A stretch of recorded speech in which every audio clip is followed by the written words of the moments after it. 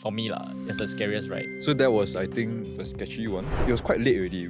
By the time we found that petrol kiosk, right, it was close to 11. And we knew we had 1.5 hours left to get it, right? If not, we are probably far stranded. We might even have to sleep at the petrol kiosk. We were getting ready for that already. We tried for about half an hour. No one's getting to us. No one's replying to us. We found out that was the tactic. Tell me. Because you in a sign, right, people will slow down, but then they're so comfortable in their car, right, they can just drive off. But if I trap them at a petrol kiosk, they're already pumping petrol, then I approach them, and then we can actually have a conversation. Yeah, lock them in a conversation. Yeah, then like they'll be more willing to hear you out. So how much do you spend to get to Krabi?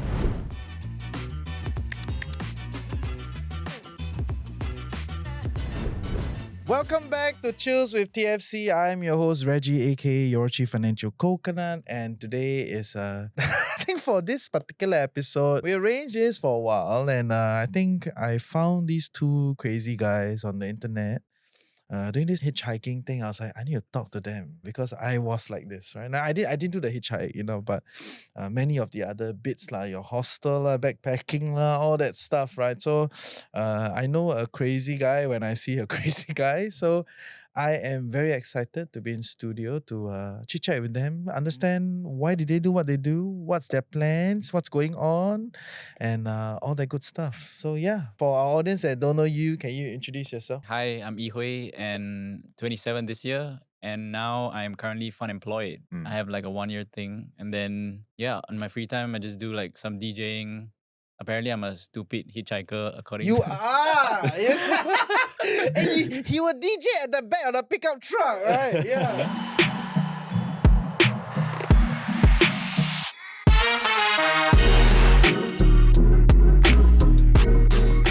Hi, I'm Jake. I'm also fun employed, but trying to get employed. Why does it need to be fun employed? Because unemployed, to most people, right? Not cute, huh? Just not cute enough. Sound like you're a bum. But if you make it fun, then it's like, oh, these guys are making the most out of their unemployment. But you say you're gonna look for a job now. What happened? Okay, You're so gonna leave your bro fun employed and then you're gonna go back. I mean, he has his goals. Like, we can still have fun after that. We can still find opportunities. No, that but for doesn't now, work. Have you not seen Shenton Way? It's like everybody is so tired, so stressed, so busy. There's no more hitchhiking. Nothing is gonna happen, once you get a full-time job. So then why are you giving up that? Why are you back on getting a job and all that? Wait. Like, I'm not giving up. I never surrender myself to the fun employment. Okay. Like, I'm fun employed, but I think at our age also there's like this responsibility to be employed. That's just what you're supposed to do at this age. I mean, it's not just about earning money. It's also about like what you want to do with your life, right? Where you want your career to be, what you want this life to mean to you. So at this age, yes, while it's also important to do what we did, right? To explore and to live life to the fullest. And I think that's a lot of what Yihui is doing also. Right? Like, he's truly, I would say that he's unemployment maxing. Yeah. He's unemployment maxing. Like, I've never seen anyone like be so productive with unemployment. We're before. entering our Gen Z phase. But bottom line, like, is at this point where I see my peers moving on with life. I see people getting married. I see people having kids. I see people younger than me having kids. But I see it different. I see it as like they always say don't compare. Grass is always greener. Comparison is the thievery of joy. But at the same time, it's made me like really reflect and think like what should my life be right now, and like really would traveling be the priority? Would doing all this be the priority in life right now? I think you get a little bit of a flavor of why I got them, on the show, right? So essentially, they went on this whole little hitchhiking thing from Singapore to Krabi. Of course, I'm not trying to encourage everybody to hitchhike, but I think it's an interesting little story of like how did they do it and all that. But I think it also kind of reflects maybe it's a growing phenomenon, or maybe it's just like at every generation there is just a bunch of weird people that will do all sorts of weird things, but it does somehow feel like more and more of Gen Zs are thinking of different ways to kind of like do work at life. It's not as like, graduate, we're gonna get a corporate job. So I think that's also a great discussion to have, to hear their perspectives, how they do their money and life. Maybe you first, Yihui. So I saw your video first. Then I was Okay. like, Xiao Kia. Then I click in. I see the corner video. I was like, oh, this is not his first Xiao. You know, he had other things. Not he his already, first Xiao. yeah, it's like, Okay. he had other things already, right? So Yeah. like your master's graduate, and then like you went to this like potato farm thing, you know. So like what's this whole thing, you know, your backstory and all that. I graduated. Feel like throughout school and everything, like I never really asked myself like what I want to do in life. What It do was all you like study actually? I did my bachelor's in engineering and I had like a master's in management of tech and innovation. Is it some MBA thing? It's not. You joined the It's, fluff of the business school. I got called out so quick. Yeah, but basically through school I didn't really have like a chance to kind of explore what I wanted to do. So when I graduated, I was like, what am I supposed to do now? And I just thought like it would be great if I could spend some time to actually do the things that I want to do, or the things that excite me, rather than just like finding the next school to go to and stuff like that. Then that's when I decided like I love making videos when I travel. So I was like, maybe I'll just try doing content. And then maybe I'll try taking my travels to the next level. But then I still have to make sure that I don't spend so much because like now it's unemployed ma. That's why all my experiences have been either like very brokey lah. It's like volunteering at a hostel, volunteer to farm potatoes, No, I get it. There's a hitchhiking. whole ecosystem there. Yes. So I have to like map out like, oh, this travel's fun. Oh, but it's too expensive. So like, nah. But like this travel's fun and it's like, oh, geared for unemployment. Then I'm like, okay, let's do that. When you first graduate, you did not consider like the career, getting a job. It didn't even pass through your mind. Oh no. Like you it didn't even did. try to get a job, you know, or like Oh, I what's the didn't try lah. situation? I didn't Okay. try, but it So you never send out a definitely. single resume. You're not the person that sent out 100 resumes. Like, oh my No. god, this thing is not working. I will do something else. No. I didn't. You didn't even I didn't get consider to that that? point. No, that's Yeah. me. Okay. You wait. We'll get to your story. So like, why? I acknowledge that we do need to like be practical and use money and have money as a practicality. But I also think that time is something that you cannot get back. So if I were to do something that is, I guess people would label as like crazy or unorthodox, I think the best time to try it would be like now, when I'm still like, free from too much commitment, even though like I'm kind of like getting into that phase of life. So yeah, like when I was still in uni, I always look at my friends before they graduate, already find job. Then they will tell me, oh, got this job. I see they're so happy. Don't need care about their GPA anymore. Graduate, boom, in the job. And then they're still there like 3 years later. So there is that pressure of getting into a job, getting like keeping up with your peers in that sense. But I guess when I looked at it from that angle that I talked about, like, this is the only time where you're going to try things that kind of matter to you and kind of explore a little bit of life. Then it's like this 1 year that I'm taking off doesn't seem so big anymore.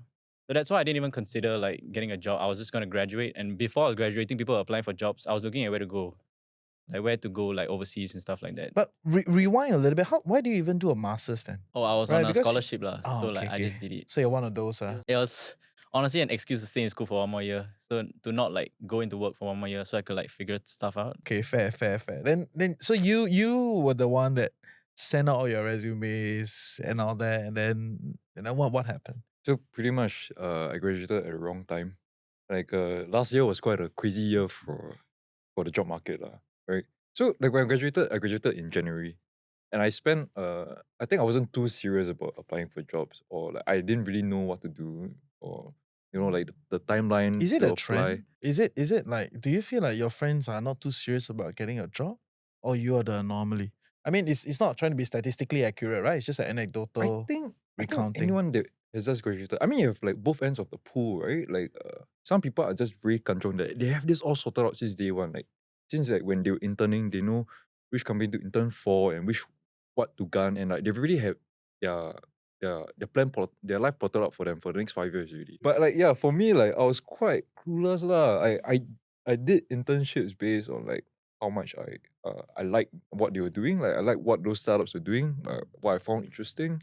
And like it was really an exploratory phase for myself. And then What kind of internships were you doing actually? so I mostly internet startups. So And you like, were not trying to like stack the internship and all. yeah, I didn't go for the it's a brand thing, right? People will do yeah. the whole They stacking go thing, for right? like brand names, Yeah. and then like I started out in engineering roles, like doing R&D for like electric vehicle company. They're making batteries for golf carts.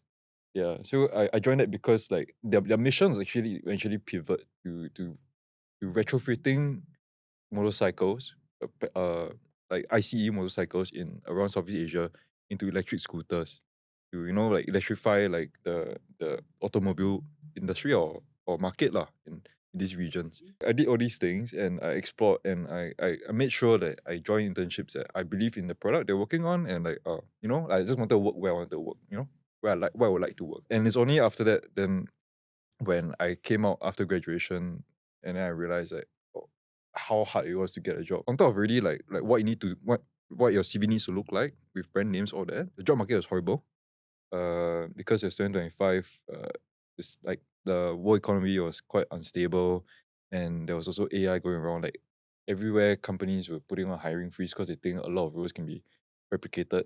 And I think it was just a very uncertain time where even grad roles were quite scarce. I only got into applying for jobs really, really seriously around May because I took like 5 months to more or less holiday lah. I mean, like even if I did apply for jobs, I didn't really know what was the requirement. Like my CV went through like at least 40 drafts because I didn't know what was real, like what was really needed for 40 drafts because like I didn't know what are the things you need to tailor to each role or what. I consulted friends that were like doing HR, friends that were doing the specific roles that I want.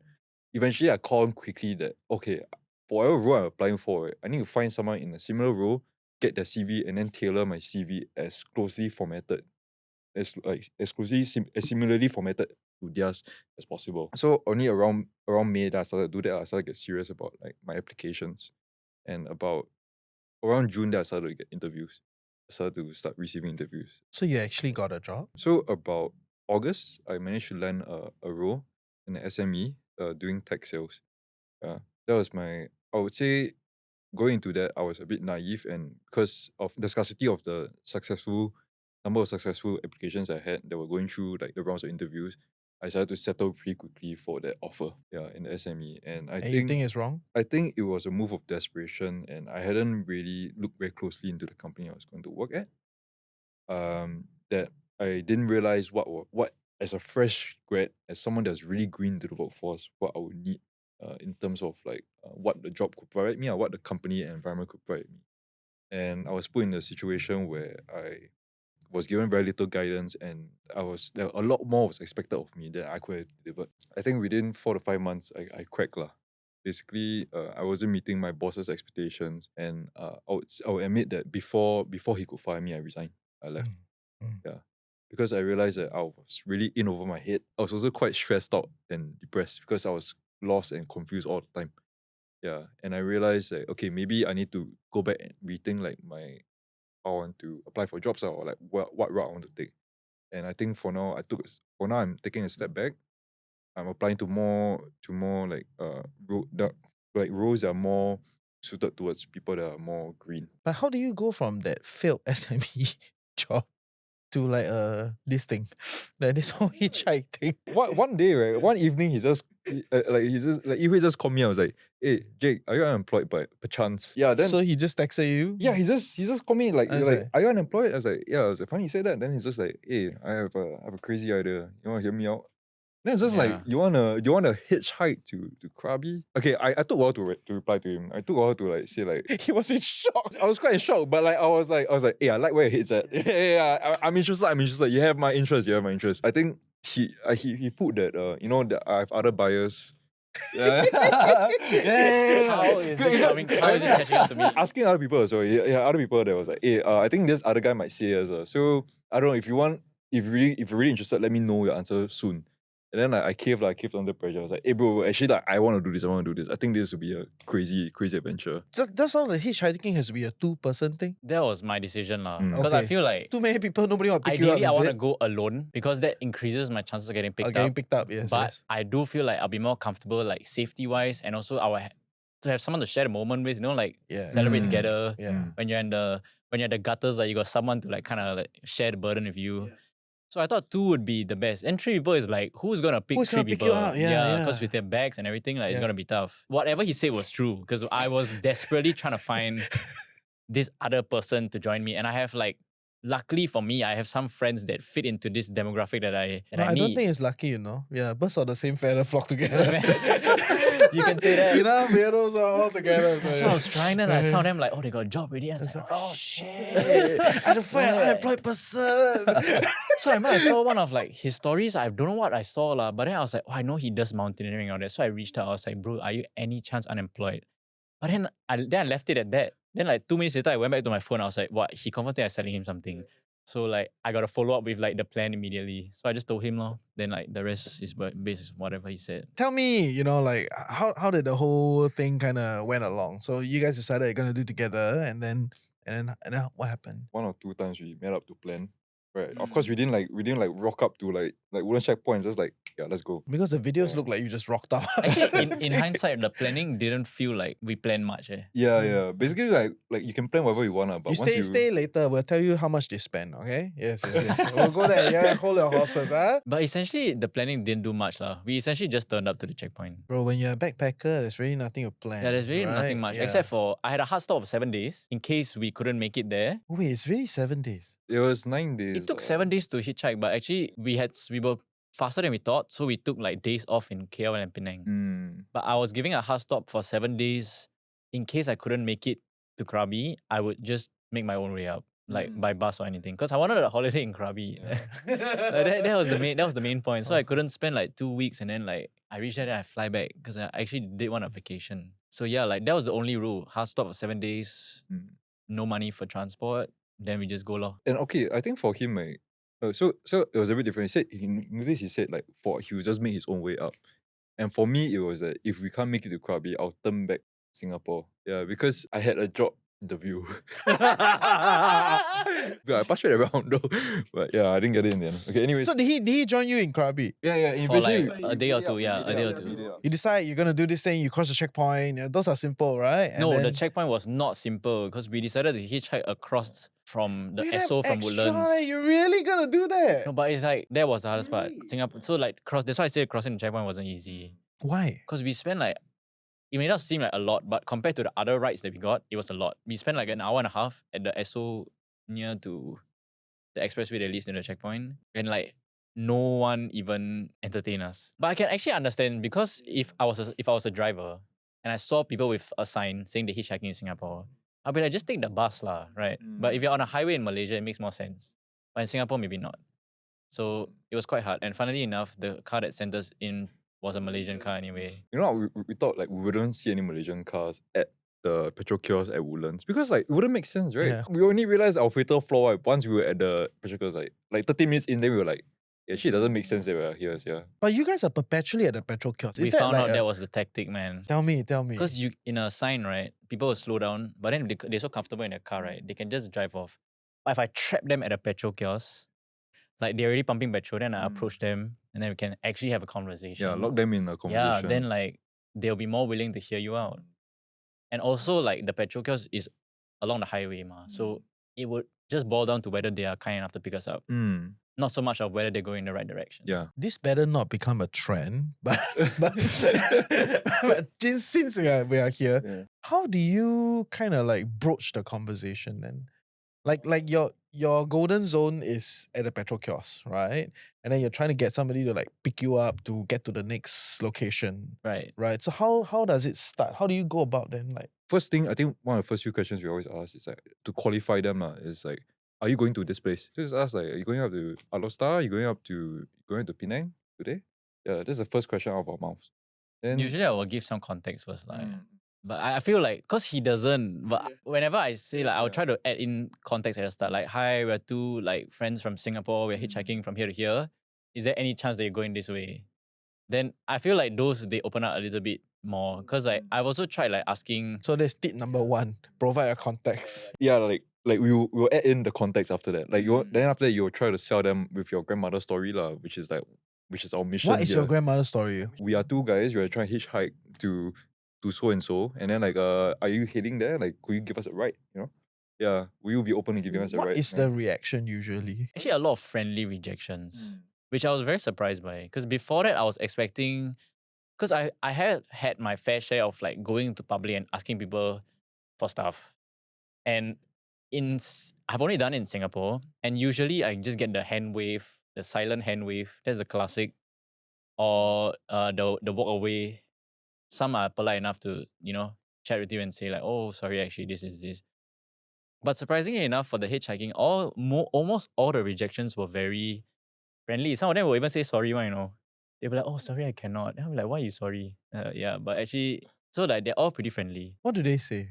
They'll be like, "Oh, sorry, I'm not headed that way," or like, "Oh no, like I'm actually working here. I have to return the car. Then I'm taking the train up." Something like that, or like, "Oh, sorry, I'm in a rush and like I have to go to this other place which is not on the way." Most of the time, it's like that. Never like, "Oh, I don't want to pick you." Even if that No was the real lah, reason, yeah. they would phrase it in a nice way. Yeah. I don't think anyone really shooed us away. Yeah. Yeah. Yeah. Maybe there was one guy that just, I think because he didn't understand us, then he just closed the door. Lah.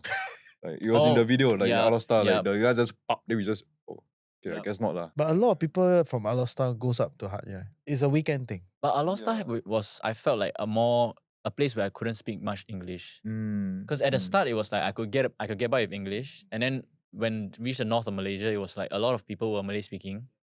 And even if I could speak like if I can say hi in Malay or thank you in Malay, like I can't really explain my situation, and sometimes it's a bit too inconvenient to bring out my Google Translate all the time. So I think that's where like a lot of the misunderstanding and language barrier came from. Isn't Thailand worse? But Thailand people are so friendly. I didn't believe So it. there's a rank, huh? Thailand people are the Thailand most ranks, friendly, yes. then Malaysia is the next, then Yes. Singapore is the worst. No comment on Singapore, but like Thailand. To be fair, right, honestly, if I saw 2 bumps at the petrol kiosk and I was going to JB, I wouldn't lah. I wouldn't too. I wouldn't too. Yeah, I wouldn't too. Tell me more about Yeah. Thailand people. Also, when we were on the way up, there were some Malaysians that we met that said like, "You know what? You're gonna have a much easier time in Thailand." And I was like, "Really?" Because I thought like the language barrier, and I was more familiar with like we look more alike with Malaysians. Right? They were like, "Oh, like They go into the border town. they go to the border town and they're like, oh, actually, Thailand, there are people that hitchhike in Thailand and all." So I was like a bit skeptical. But when I reached there, I realized that like the Thai people actually just genuinely want to help you when they do go out of their way to help you. Cause like we had like 2 of the people that picked us up, and right after like they dropped us off, right, within 10 minutes, like they posted an Instagram post to commemorate our little shared experience in the car. Then I was like, that's so cute. Oh, that is very cute. Yeah, like they That is so actually cute. genuinely appreciated the experience. So along the way, you guys stop at a few places, right? Right. You took about 7 days, like you said, Yeah. to get to Krabi, right? So where did you stop? How was it? Like what do you do at all these stops? We wanted to find a way to like kind of get in touch with the community. It all started from in KL. So in KL, we met this his friend that he met online. Is a fellow DJ. And like we were both meeting. He was also meeting that guy for the first time. And that guy brought us to hang around and like his usual haunts, and like me, his friends also. We went to like this. We went to like this clothing shop in KL called Face Space. We went in just wanting to like meet new people, make friends, right? And those guys just like after we chat with them for like 1 hour, they started posting Instagram posts of us like, "Hey, anyone heading to Penang? Yeah, like give them a shout, give them a ride." Okay, we didn't even get a ride lah, but them doing that, right? Them posting that, wow, like you really don't have to do this for me, man. And like Kampong spirit vibes. Yeah. And like you're really a brother for doing this lah. We also got some context from the KL friends.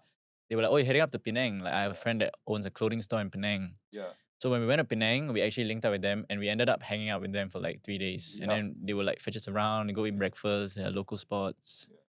Yeah, so like we had like a little Malaysia tour, just like cheekily slotted in there. Hey, welcome to the Financial Coconut Podcast Network. I'm your host, Reggie, aka your Chief Financial Coconut. And if you're loving what we're creating here, like, share, subscribe, share with your loved ones, comment in the comment section below. And yeah, we'll see you for great content on Chills with TFC. I think that kind of echoes a lot of my backpacking days, right? It's the same. I'm sure you have a lot of experiences like that. Random things. You met a bunch of people, in Vietnam. Then you take the motorbike, go to the next location. Then you meet a bunch of cool people. Then you'll just end up stay for 4-5 days there. Yeah. So KL first, and then Penang, and then what happens after? Okay, I think after that we just speed run already. We just wanted to get to just Thailand get to as Krabi fast as straight. possible. Okay, so from Penang we went to Alostar, right? When we hit Alostar, we hit around like evening, like around 5-6 o'clock. And then we were like, hey, I think still can rush to the Thai border. And then like when we were there, right? So this is the cutest moment. we were at McDonald's in Alasta. We were still thinking how to get out. We went around the petrol kiosk, and then like we were getting rejected everywhere, right? Because they barely understood us, or like it's like evening lah. People going home. People going there pump petrol and then go home. No one's going to Thailand right now. It's like a Wednesday night, right? And then we bumped to this group of kids at McDonald's. They're not really kids, they're like teenagers. The youngest guy was like 16, then the oldest one was like she's like 21. So they had a car, And then like they gravitated to us. Like they came to us. Because they saw our sign, they saw his hair, and then they saw rock climbing shoes, because they're rock climbers also. And it's just like, hey, you're hitchhiking, is it? Then they came out, they were very interested in us, especially the 16-year-old kid. He was very engrossed with us. And then like we were like, yeah. And like we told him what we were doing lah. Then we just saw him get super excited. And after a while, we went around the picture kiosk, we got rejected. We went back to the Max, right? We just like we saw them exiting the Max, and we were like, hey, is it crazy for you guys to send us to the Thai border? Or like, yeah, a bit pricey, but they just like, especially the 16-year-old kid that was damn excited. He's just like, hey, yeah, let's do it, let's help them out, man. Let's be Wait, part they of didn't send us to the Thai border. They didn't, but they still sent us pretty They sent far. us like They sent us somewhere pretty nearby. far, yeah, to a stop where we could better hitch. petrol kiosks. Yeah. Petrol kiosks got tier 1. Yeah. Some petrol kiosks like only got one petrol kiosk. You know, like in Singapore context, like you want the Esso, Shell, SPC all in one zone, right? Then with the McDonald's, so Then you know people this come like and eat. super big You know place, this is a lot of people are gonna the come. spot. But if it's just one lonely Esso, right, gone. So they sent us, right? And then like, actually we wanted them to just send us like 10 minutes away.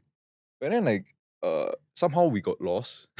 Somehow the road was wrong, right? And then this guy, the 60-year-old kid, right, he just kept egging on his friend, right, to send us further and further and further. Yeah, and then she was like to a point where like, you know, she just got a license 1 year ago, and she had never driven on a Malaysia highway before. So nervous. Yeah. She was like, first time on highway, by the way. Yeah. Like she tapped her card, the touch and go. She was like, I can't believe my first time on highway like this. As we got further and further, then we couldn't see like the petrol kiosk to stop at. We couldn't see like a good place to stop at, right? And that kid, right, the 16-year-old kid, he just like offered like, hey, actually you guys want to stay at my place or not? Then we were like, huh? Then he's like, yeah, let me call my mom real quick. Yeah, let me call my mom and see if she's okay to like let y'all stay or not. Then we just like, hey, it's okay, bro. We just met him 30 minutes ago, and we just had like a 10-minute conversation with him. And then he was like so excited because he was just excited about our story. Like he just found us interesting, right? And he just wanted to offer up his space to us, like just to aid us in our journey and like help us succeed. There's a lot of nuance to the story, right? Where there's so many interesting people that will drop their things and then they will help you, you know. It's like, yeah, you kind of like, it really challenges your assumption. I think it might be a bit of a Singaporean mindset, you know, like kiasu, kiasi, and like being very protective and guarded up in general, lah. Right? That we didn't think that. Actually, we were quite skeptical before we even. I was damn skeptical. Yeah. Actually, no, I was quite optimistic. Yeah, he was lah. optimistic and I was skeptical. But we're so guarded and cynical, right? That sometimes we just forget like the magic of like human connection, you know? And like I think this started out as like let's hit Krabi, and like just by doing this challenge, right? Let's see if we can succeed or not. And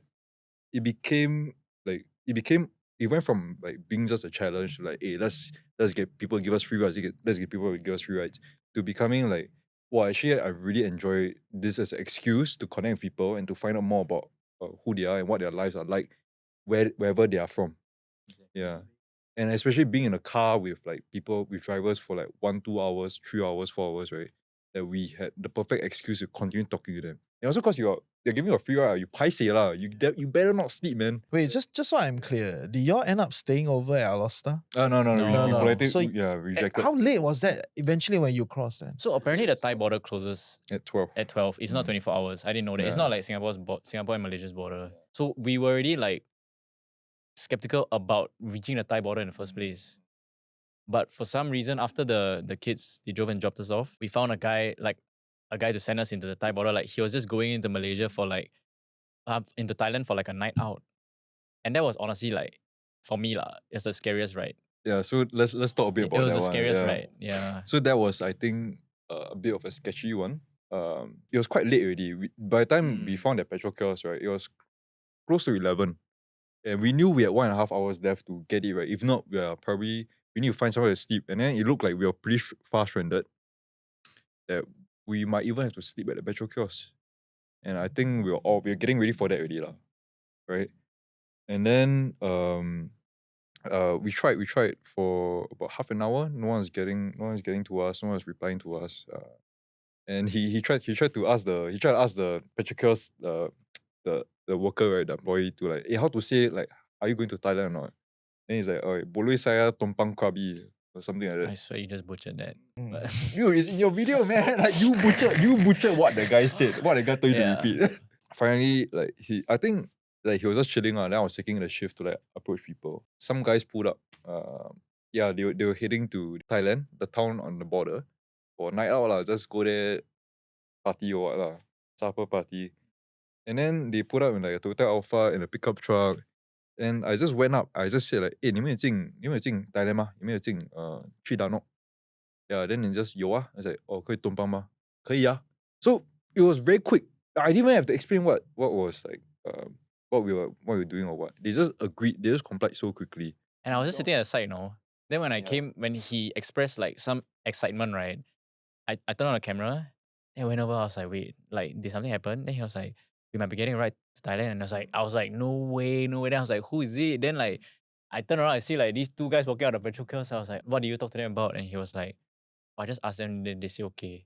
I was like, that's it.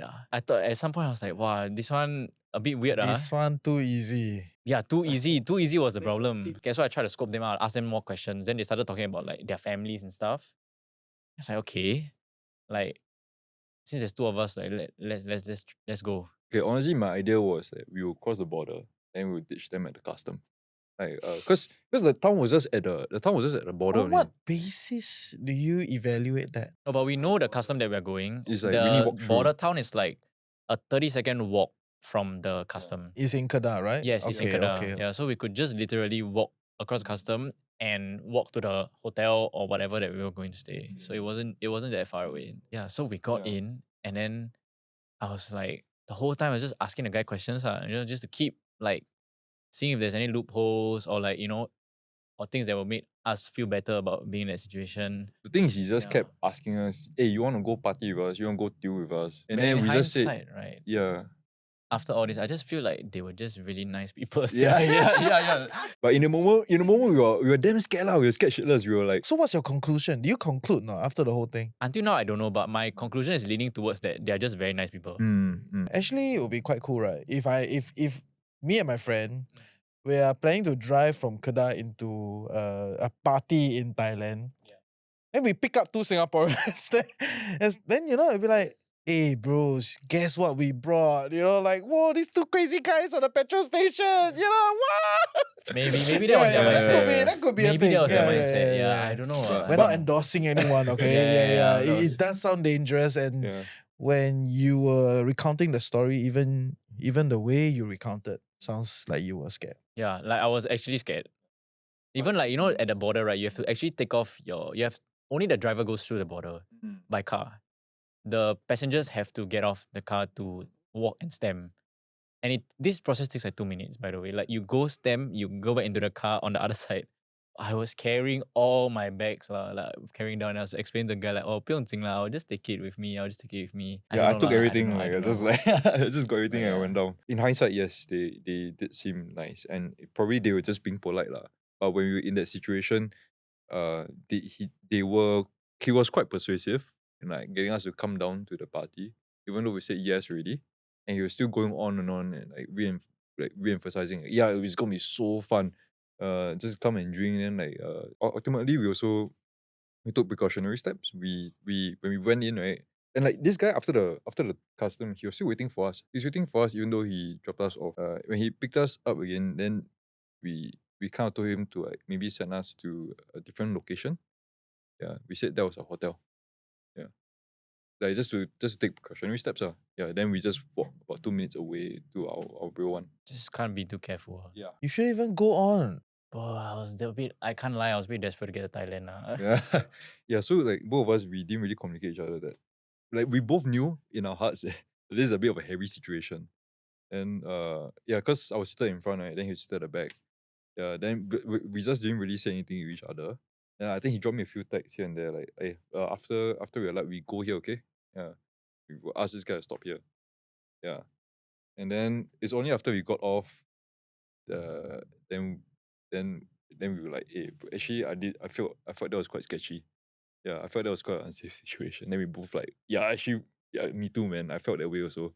And like, thank God we were both like in the right headspace, in the same headspace, that we took precautions. And you're saying there was another car. No, like we were there, right? So he was like, we were celebrating because there was a nice big car for us. And there was the one guy coming out. Then we were like, oh my God, I got an Alpha and all that. And I'm like, yeah, finally I can ride in like some luxury, right? But then after the guy said like, oh, we are going to Thailand, but it's me and my friend. And I think you should go with my friend. Then he pointed at a pickup truck that was like parked on the other side of the petrol kiosk. But this was like after I found out like, it felt a bit too easy already. Then like, it was like, oh, suddenly got like two cars like, I don't know if they wanted us to split up or what, but we were just like, okay, we'll go with your friend. So, and honestly, after a bit of like rationalizing, I was like, actually, maybe two people with two passengers and one driver was probably all right for us. Because like you feel like you maybe a bit more control of the situation. And the thing about the Alpha car is that the driver, right, when we alighted in the town in Thailand, then the other driver pulled up. Then he was like, hey, if y'all want, after we drink tomorrow, we send you up to Hat Yai, we send you up to the Thai town. Then he's like, my wife is Thai. And like, it was just like too forthcoming with the offers already. It was just like, why are you being so nice to us, Yeah. I mean, like, maybe they are just really kind. Maybe they are. Yeah, but you really can't be, you have to be a bit, you have to take precautions in this. What a roller coaster. It was like a very fun, like this like, little kid that was like looking up to you guys. Hey, help them. And then you get to a place, then suddenly this whole plot change. But to be fair, once we reached the Thai border and we checked in, we just had a couple of beers and celebrated. And then what happened after that? No, so actually like the parts that were really difficult, right, was getting out of the cities that we stayed in or the towns. Because when you're on the highway, everyone's pretty much going the same direction. When you're in the middle of KL or in the middle of Georgetown or in the middle of like a Thai town that's not on the highway, you kind of have to get out onto the highway, which is probably the hardest parts that we face, because most of the cars are probably just going to work in the town, in the city, going for brunch with the family, things like that. So those were the parts where we had to grind a little bit. Like we had to be on the roads with the signs, approach like people that were walking along to their cars. Yeah, we have to be quite strategic about this, like where to hunt for people, where will be, because we can't rely on petrol kiosks anymore, right? We have to find the areas where like, This is where we got lucky also. We met people that were like, oh, I'm actually going this way, or like, oh, actually I don't mind sending you guys this way. So that was where we got a lot of the luck, a lot of the really nice people that we met also came from that. So like you said, after the Thai border town, every day was just struggling to get out of the town every morning. it's not simply just petrol kiosks anymore. We have to find other areas that had higher foot traffic. How many days were you in that same town? No, it's just one night. But the next morning when you wake up, It's the next town. you have to get out of this town, because you have never been here until like last night. So you have to get out of this town, you don't know how it's like. And then you just have to find your way out and try to meet people. And how many days did it take to get to Krabi? 2 days. 2 days. Okay, so about two, Not much, two not much. towns Yeah. get to Krabi. Yeah, exactly. So we profiled the people that we approach. I think usually old uncles, like not old uncles, but like middle-aged guys with, especially those guys with like adventure vehicles, like jeeps. We call a jeep, we call a Suzuki Jimny. Now confirm we go there, we sell him our story, just ons just fetch you however you go. These guys, they are like, they will willingly, without hesitation, right, help us out, because like they see themselves in us, right? And then on top of that, we also looked at license plates. So yeah, that's a big one. Like since day one, right, we already like scoped out, okay, I think this is a strategy to go by. So from Singapore into JB, you see the guy with a J plate. Come on, JB lah, come on, going home. Yeah, ask him. Then the guy is like, okay, on the way soon, let's go. Then JB to KL, we saw W and V plate. We found like these two Chinese nationals that were working in KL. Okay, easily. Yeah. In fact, I drove that whole leg of the journey. Because the guy is like, the guy is a Chinese national, He right? drove because they couldn't read the signs in English and Malay because they were Chinese nationals. So Yeah. halfway they were like, "You guys got license?" And we were like, "Yeah." And I was like, "Can you all drive?" And we were like, They "Okay." give you the So car. we hitchhike ourselves. They hitchhike on their car. Yeah, with So- us. Oh Okay, so my. guarantee you won't get kidnapped Yeah, because I'm yeah, the one driving, yeah, right? Yes. Oh my goodness. Then when we went to Thailand, License plates were huge. we went to Thailand, we had to look at, it wasn't V or W or the letter already lah. We had to look at the Thai words. Yeah, so we kept looking for like those license plates that say Krabi. So how much do you spend to get to Krabi? Other than I mean hitchhike, right? Technically you spend $0 on the transport, but how much do you spend cumulatively? I think 800 plus. Oh, that's a very expensive Yeah, 800 plus. hitchhiking But like mostly process. food and accommodation and like a ton of beers. Mm. Yeah, a Just ton like, of beers, hitchhiking right? is Yeah. tiring, yeah. Yeah. At night after I reach the town, I'm like, wow. I've met so many nice people today, but like, give me the chang beer now. If not, like, This is also why Hitchhiking is expensive and tiring. yeah, don't do it. It's a scam. But energy can sleep and get back. Money can get back, but your These experiences cannot. So Yeah. still worth. Great. So then all that, that whole exercise, that whole thinking, how has it kind of like influenced the way you look at life, and maybe money, like back in Singapore? I think life-wise, it kind of restored my faith in humanity. A little bit. Serious?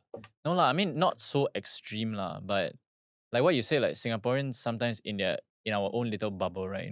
Things tend to be a bit more guarded. But when you see people do things for you that they didn't have to, for no cost, like it kind of blows my mind a little bit, ma. Amazing, right? Yeah. So like when we've been doing that for like 7 days, then it's like a testament to like, hey, actually this is still like a thing. Like people are still nice. This is why you feel touched, right? You feel appreciative because you get things that you don't think you deserved, right? And like definitely we didn't. I think I would say I felt a bit like I didn't deserve all the rights that we got because it felt at some point I started to feel a bit bad because we don't have to get a free ride. We didn't have to ask them for free rides.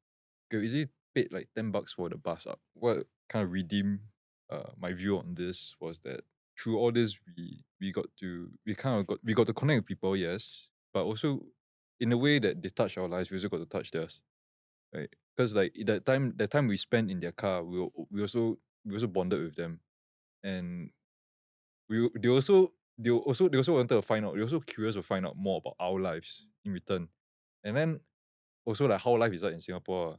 And then like I was saying the Chinese nationals that gave us a ride up from JB to KL. I don't know why those guys love Lee Kuan Yew a lot. For the car ride like from JB to KL, right, like 4 hours, right, we heard LKY like 30 times. Like wow, Lee Kuan Yew 做的就是最好的，就是对了. And then like we just like yes. And like we were having pretty complex. We got to touch their lives as well lah. Like for the Chinese nationals, I think it's been so long since we spoke Chinese, and then we were exhausting like the gymnastics Your of whole vocabulary. Yeah. Our Chinese vocab, our Chinese like the extent of our ability to speak Chinese. Yeah, my Chinese teachers will be so proud. Bro. Yo, no, because he took high Chinese, man. Then this guy was just carrying the conversation. Then I was just like at the front, then he keeps saying, I swear Jake don't know what he's talking about. I don't know what they're saying. Is it true? I could understand a bit, yeah. Like I could like fill in the words, like what the meaning of words by context. And then at some point the Chinese nationals also, I think one guy that was sitting next to me, he was trying to matchmake me with his sister back in Sichuan. Yeah. And a lot of things are like also like DJing, like for the lorry ride from KL to Penang. Yeah. He was DJing, he just put out the DDJ, right? And that was enough to like cheer the guy up. The driver, he was just looking at us like wow. And then half the time he was staring at him DJ, right? While he was driving. He kept glancing over there and looking like, Isn't that quite dangerous? That's quite dangerous. Okay, great. So knowing what you know, how are you gonna do your life differently here? I think gotta appreciate the little things more back in Singapore. Because like I said, like the kindness you experience there is just like, for them it's not much of an effort, but for you it means a lot. So I think that can be applied in Singapore sometimes. Because I think, like I said, Singaporeans sometimes get a bit too guarded, but whether it's like helping someone out or just going out of your way to do something, feel like it could mean a lot to someone else. Or sometimes you may be on the receiving end, sometimes you never know. So yeah, I think appreciating the little things, something that I'll take home with me, like from the experience that I had overseas. I think this has reaffirmed like our attitude to traveling. And I mean like we kind of aligned from this about this from the start, what? Like that's why he even asked me, right? And that I think oftentimes a lot of people travel just to escape. Just to escape. Like, work after they've worked for a year, then like, they just need to unwind, right? And that's valid, I always feel like Singaporeans are spending too much resources and time to escape from the life that they don't like. Where actually you can consider spending more effort and time trying to construct the life that you like. Rather than like, oh, we need to travel to Hong Kong for dim sum, we need to go to Bangkok for, something, we need to do some, like everyone's just running away from the life that they don't like, when in actuality, maybe, I know there are bounds, right? There are limits to, your own personal, whatever you can shape lah. But I think it's a good point to bring out there. I think I hope more Singaporeans try to spend more effort, construct the life they like. Yes, you're gonna get a job, right? Yeah, so what's your LinkedIn? Enjoy your LinkedIn, connect with him, give him a chance, at least talk to you guys, and see, hey, we have a lot of high flyers listening in. That only means a few things, right? So yeah, where can they connect with you? If you like what you watched here and you think I may be a good fit in your sales team, I'm actively applying for SDR and BDR roles. You do let me know. Okay. What's the LinkedIn? What do they search? That's Jake Tan. Okay, great. And where can they connect with you? On social media, I guess. Yeah. Like 2 underscores and YIHUI. Thank you. Thanks for spending time. No, thank you. I loved it. It was so fun. And I hope you enjoyed today's episode, right? And if you love what we do, please head to thefinancialcoconut.com to put your email address so that whenever we have new things, events, stuff going on, we can route out the algorithm and reach you directly. Okay. So meanwhile, that's all for Chills with TFC. I hope you enjoyed today's episode. Take care. We'll see you next week. Bye-bye.